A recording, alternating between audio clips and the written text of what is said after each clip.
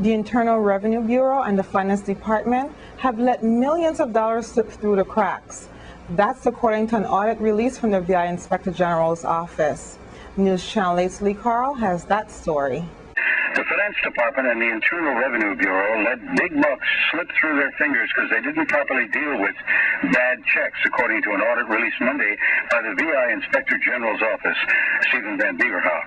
Linda Lohr's article in thesource.com filled us in while we received press releases from the Government House and the Inspector General's office. He says the Finance Department returned 2,278 bad checks valued at $4.1 million to 21 departments and agencies during 2005 and 2006. The audit indicates the bank statements cancel the checks, bad checks, and other paperwork from the bank and all the other departments and agencies except for paperwork involving finance. The department then forwards them to the appropriate department and agency. Finance did not follow, the Inspector General said, written procedures, management controls when dealing with the bad checks. Efforts at collection by departments and agencies to collect were slow and at times stagnant. Internal Revenue didn't have a step-by-step process.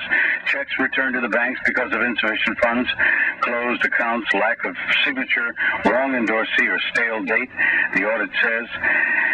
And in the response, Governor John DeYoung said a revised revenue manual will be issued and distributed to all departments and agencies responsible for the collection and will include a section and follow-up procedures to ensure that collection procedures are followed. Each department will be responsible for providing finance with regular updates on the status of collections.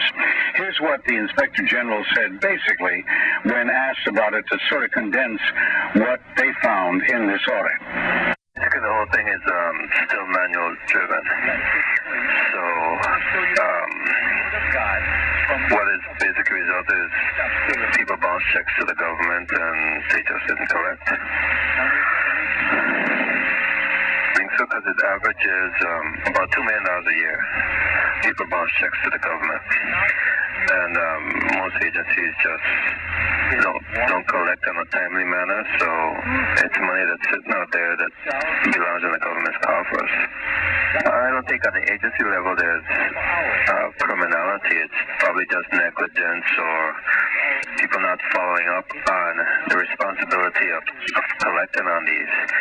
On the public sector, if someone bounces 21 checks in a year, I don't think that's an accident. But this has got he didn't give the specifics. He indicated in there that they're going to establish a task force consisting of the major players, the major agencies that deal with bounce checks.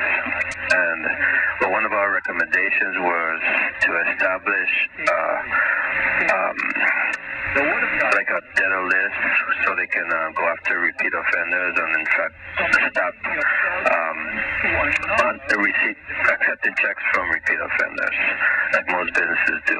Now the database tracking system would be basically an automated system to track the status of the collections and to keep track of the repeat offenders. The governor also said he would establish a government debt collection unit. All revenue-enhancing measures would be in place by July 31st. And so it would be safe to say the Inspector General found that a lot of our systems are archaic and slow to respond. Even the banks are slow to respond when they get a bounce check, and it creates major problems overall. In St. Thomas, Lee Carl.